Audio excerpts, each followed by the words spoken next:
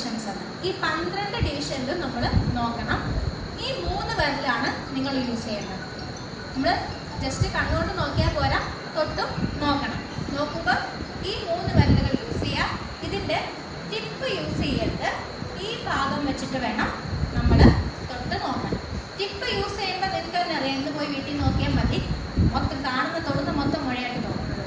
അങ്ങനെയല്ല, ഈ ഭാഗം വെച്ചിട്ട് നോക്കാവുള്ളൂ. അത് വീഡിയോ ഞാൻ പ്ലേ ചെയ്യാം. ഇന്ന് തന്നെ എല്ലാവരും പോയി ചെയ്ത് നോക്കാം. അപ്പം എന്തെങ്കിലും ഡൗട്ടുകളുണ്ട്, എനിക്കറിയാം മൊത്തം ഡൗട്ടായിരിക്കും.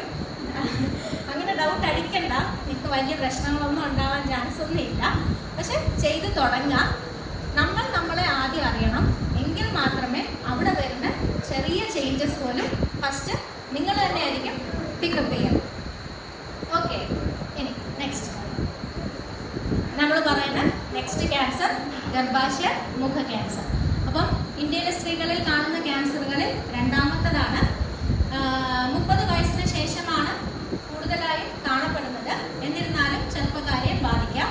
നെക്സ്റ്റ്, ഇത് എല്ലാവരും ശ്രദ്ധിക്കുക. അടയാളങ്ങളും ലക്ഷണങ്ങളും. എല്ലായ്പ്പോഴും അടയാളങ്ങളോ ലക്ഷണങ്ങളോ ഉണ്ടാകണമെന്നില്ല. അതിനാൽ സ്ക്രീനിങ് വളരെ പ്രാധാന്യമുള്ളതാണ്. പാപ് സ്മിയർ എന്ന് എല്ലാവരും കുറച്ചുപേരെ കേട്ടിട്ടുണ്ടാവും അല്ലേ? ചെയ്തിട്ടുള്ളവരുണ്ടോ?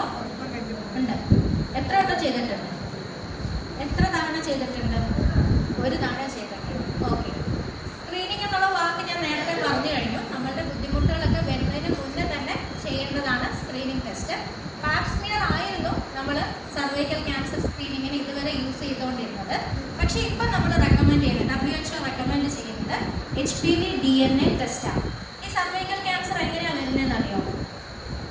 ബാക്കി നമ്മൾ കുറച്ച് ലൈഫ് സ്റ്റൈൽ